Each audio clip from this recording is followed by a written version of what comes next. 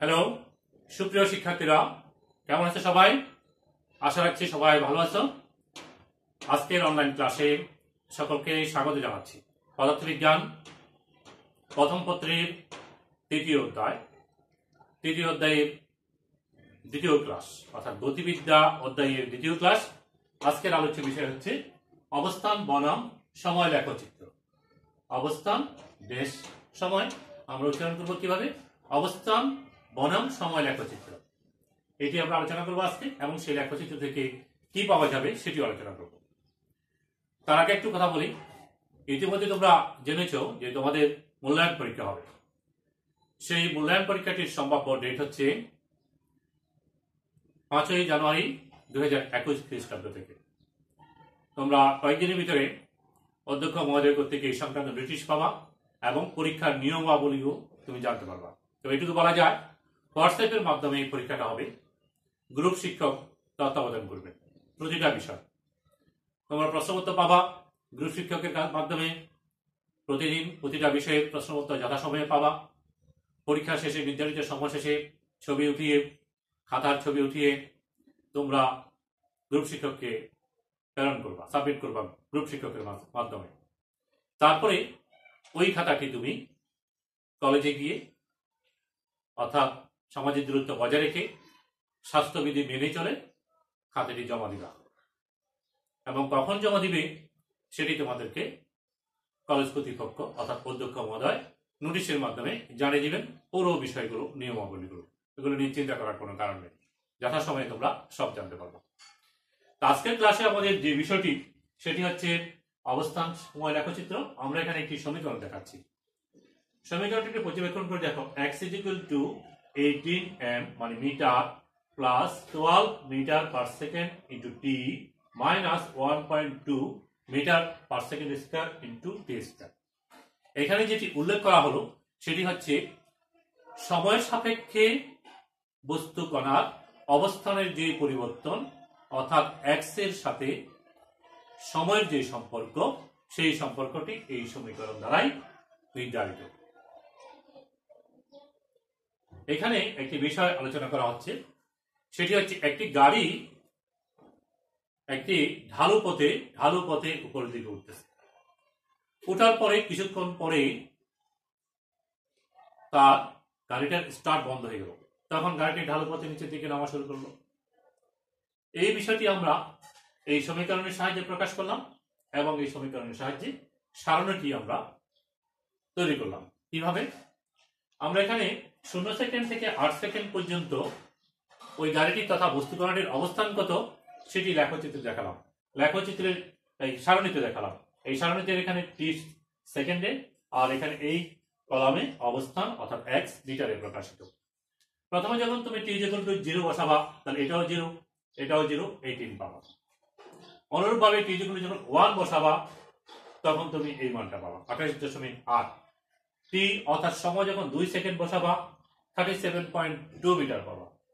যখন 3 সেকেন্ড বসাবা, এখানে t এর মান 3 বসাবা, তখন পাবা 43.2 সেকেন্ড মিটার। যখন 4 সেকেন্ড বসাবা t এর মান, তখন তুমি এটা পাবা। এইভাবে তুমি 5 সেকেন্ড পর্যন্ত এবার দেখা যাচ্ছে কি বাড়তেছে। 6 সেকেন্ডে গিয়ে আমরা দেখতে পাচ্ছি কমে গেছে। ওই যে বললাম গাড়ি স্টার্ট বন্ধ হয়ে গেছে, তখন বিপরীত দিকে যেতে পারে। তখন তার অবস্থান 48 থেকে নিচে 46 এ চলে আসছে, 46.8 এ চলে আসছে। তুমি 6 সেকেন্ড বসে দেখো, মানটা আসবে। 7 সেকেন্ড বসে দেখো, এই মানটা আসবে। 8 সেকেন্ড বসে দেখো, এই মানটা আসবে। তাহলে এখানে আমরা কি পেলাম? অবস্থান সময় সারণী পেলাম। এই অবস্থান এবং সময়ের সাথে সম্পর্কযুক্ত যে সমীকরণটি, অর্থাৎ বস্তু কণাটি যে গতিশীল, তার অবস্থানের সাথে সময়ের যে সম্পর্কটা আমাদেরকে প্রদত্ত হলো, সেই অনুযায়ী অবস্থান এবং সময়ের সারণীটি আমরা পেলাম। এই সারণীটি ব্যবহার করে আমরা লেখচিত্র তৈরি করব। লেখচিত্র থেকেই আমরা নির্দিষ্ট কোনো একটি মুহূর্তের বেগ তথা তাৎক্ষণিক বেগ পাবো। কি তৈরি করবো আমরা? লেখচিত্র। লেখচিত্র যখন তৈরি করতে হয়, তখন আমাদেরকে x অক্ষের দিকে একটি মান, y অক্ষের দিকে একটি মান বসাতে হয়। x অক্ষের দিকে আমরা সময় বসাবো, 1 সেকেন্ড, 2 সেকেন্ড, 3, 4, 5, 6, 7, 8 এভাবে আমরা দেখাতে পারি। আর এদিকে আমরা দূরত্বটা ওয়াইটা আমরা এখানে এক্সট্রা কিছু দেখাবো, এদিকে মিটারে দেখাচ্ছি, এখানে সময়টা সেকেন্ডে দেখাচ্ছি। তাহলে 10, 20, 30, 40, 50 এইভাবে আমরা দেখাচ্ছি সব। দেখো প্রথমে 0 সেকেন্ডে এটা ছিল 18, আমরা যদি বলি এটাকে 10, 20, 30, 40, 50 এইভাবে আমরা যদি ক্রমাঙ্কিত করি, এক এক ঘর সমান হচ্ছে 10, তাহলে 18 মিটার 0 সময়, অর্থাৎ টাইম যখন শূন্য ছিল এটা হচ্ছে 1 second, 2 second, 3 second, 4 second, 5 second, 6, 7, 8 এইভাবে আমরা দেখাতে পারি যে এইখানে মনেগুলো ছিল। 2 সেকেন্ড সময় কোথায় ছিল? 28 ছিল, তার মানে 1 সেকেন্ডে কোথায় ছিল? শূন্যতে এখানে। 1 সেকেন্ডে ছিল 28, অর্থাৎ এই বরাবর ছিল, এখানে ছিল। এই দেখো 28 যদি বলি। 3 সেকেন্ড সময় কোথায় ছিল? 3 সেকেন্ড সময় 43.2, অর্থাৎ 43.2 যদি আমরা বলি 1 সেকেন্ড, 2 সেকেন্ডে 37, 2 সেকেন্ডে 37 যদি হয় এখানে, তারপরে 3 সেকেন্ড হচ্ছে এখানে, 4 সেকেন্ডে হচ্ছে 46 মানে আমরা এখানে পাচ্ছি, তারপরে 5 সেকেন্ডে 48 এখানে পাচ্ছি, 6 সেকেন্ডে 46 আবার এখানে পাচ্ছি আমরা, তারপরে 7 সেকেন্ডে 43, 7 সেকেন্ডে 43, 8 সেকেন্ডে 37। তাহলে দেখো আমরা যে এই বিন্দুগুলোকে এক্স অক্ষের দিকে সময় এবং ওয়াই অক্ষের দিকে সরণের মানগুলো যে সারণীতে আছে সেগুলো আমরা এরকম অবস্থানগুলো পাচ্ছি। তাহলে এগুলো যদি যুক্ত করি আমরা এরকম একটি লেখ পাবো। এই লেখাটাকেই আমরা বলছি এটি হচ্ছে অবস্থান সময় লেখচিত্র। অবস্থান সময় লেখচিত্র। এখন প্রশ্ন হচ্ছে সব সময় কি এমন হবে? না, এটি তার গতির উপর নির্ভর করবে, বস্তুকণার গতির উপর নির্ভর করবে। শুরুতে স্থির অবস্থান থেকে যাত্রা শুরু করতে পারে, তাহলে এখান থেকে হতে পারে, আর কন্টিনিউয়াসলি বাড়তেও পারে, আবার কমতেও পারে, আবার দেখা যাবে যে কি এটি একেবারে সমানুপাতিক ভাবে পরিবর্তন হচ্ছে, এরকমও পেতে পারি।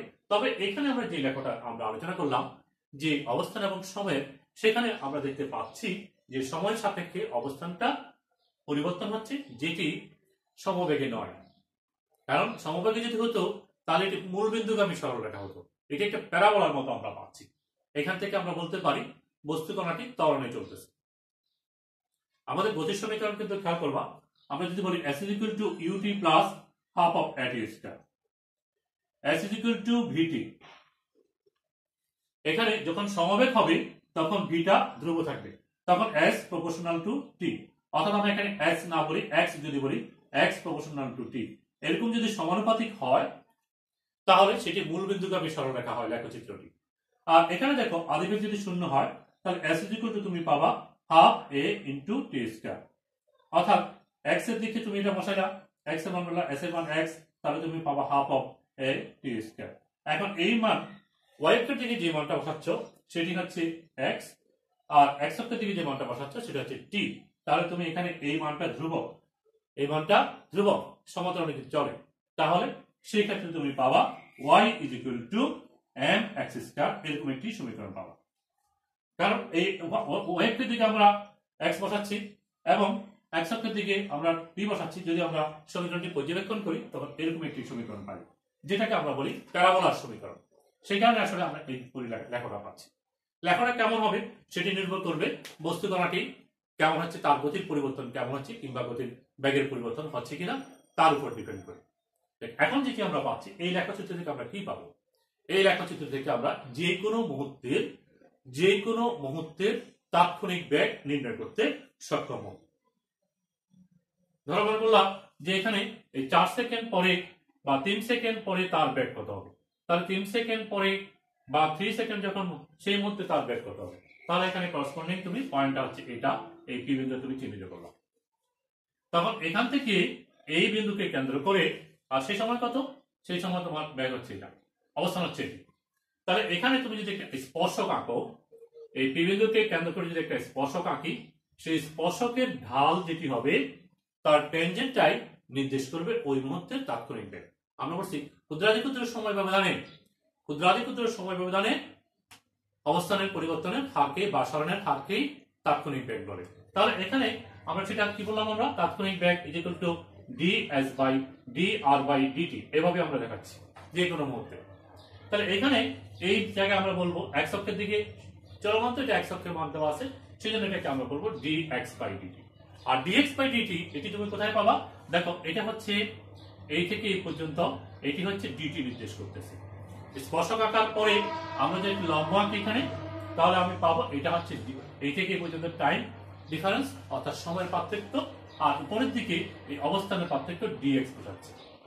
তাহলে ব্যাগের যে সংখ্যাটা আমরা জানি ডিএক্স বাই ডিটি, সেটি যদি আমরা এখানে প্রয়োগ করি কেমনে করবো, তাহলে আমরা tan থিটা ইকুয়াল টু লম্ব বাই ভূমি থেকে করতে পারি। এখানে দেখো এটা লম্ব, এটা ভূমি, তাহলে কি ডিএক্স বাই ডিটি বলতে পারি?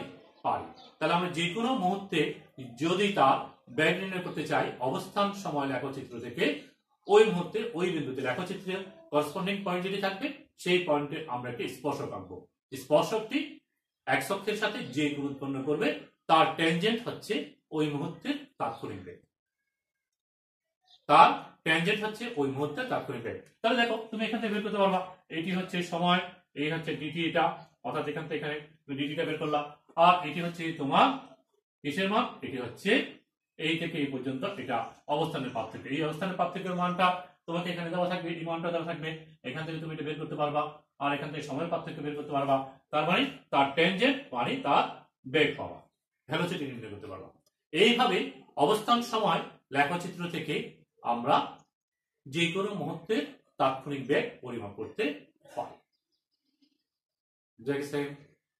হ্যাঁ, তার বিষয়গুলো একটু বলি, একেবারে নতুন মনে হচ্ছে তোমাদের কাছে, একটু কঠিন লাগতে পারে, আরেকবার বলি। এটুকু বলে আজকে শেষ করবো, আজকে আজকে বাড়াবো না। প্রথম দেখো, আমরা আমাদের ক্লাস আছে কি আজকে অবস্থান সময় লেখচিত্র। অবস্থান সময় অর্থাৎ একটি বস্তু কণা গতিশীল, তার বিভিন্ন সময় তার অবস্থানের সাথে সময়ের সম্পর্ক কেমন সেটি এই সমীকরণ দ্বারাই নির্ধারিত।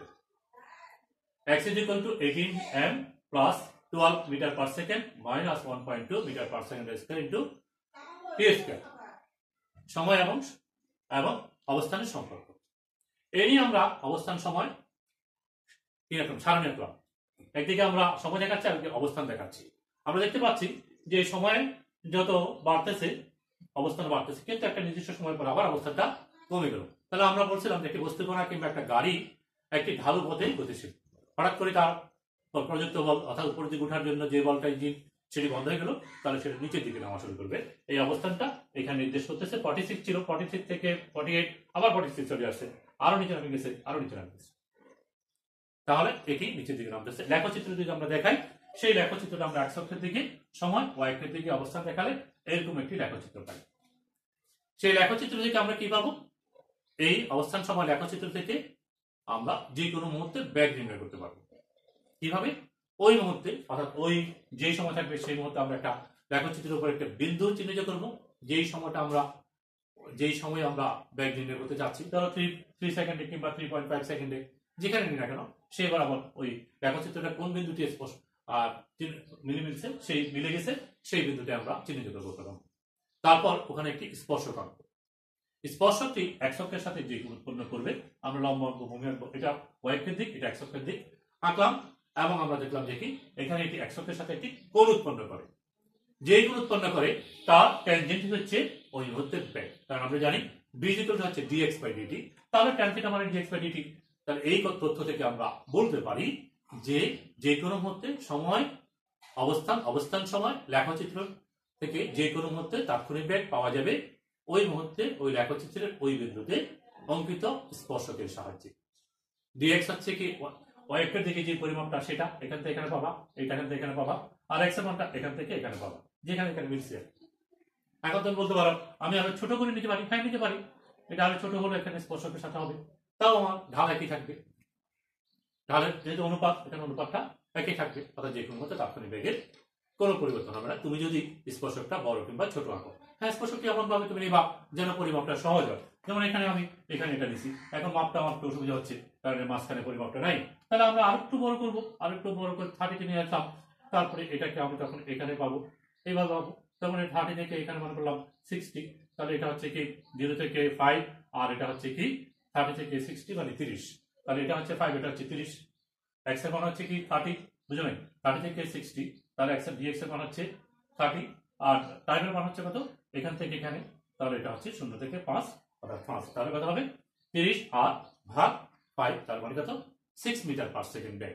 এভাবে তুমি নির্ণয় করতে পারবা লেখচিত্র থেকে সরাসরি। কিন্তু আমি যদি বলি যে কি আমি এইটুকু দেখাবো না, লেখচিত্র আমি স্পর্শকটা এইটুকু আঁকবো, তাহলে আমাকে অবশ্যই এই মানটা জানা থাকতে হবে। এখানে এইটুকু জানা থাকতে হবে, জানা থাকলে আমি করতে পারবো না।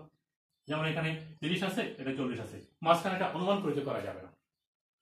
যদি আমার লেখচিত্র, হ্যাঁ লেখচিত্রতে আমরা প্রত্যেকটা ঘরকে একক হিসাবে ধরি, বর্গঘরকে, সেই হিসাবে যদি আমরা আঁকি তাহলে সেটিও আমরা পরিমাপ করতে পারবো। তোমরা জানো লেখচিত্রগুলো কিভাবে অঙ্কন করতে হয়, গণিতে আমাদের উচ্চতর গণিত যেগুলো ছিল না একসাথে? হ্যাঁ ছিল।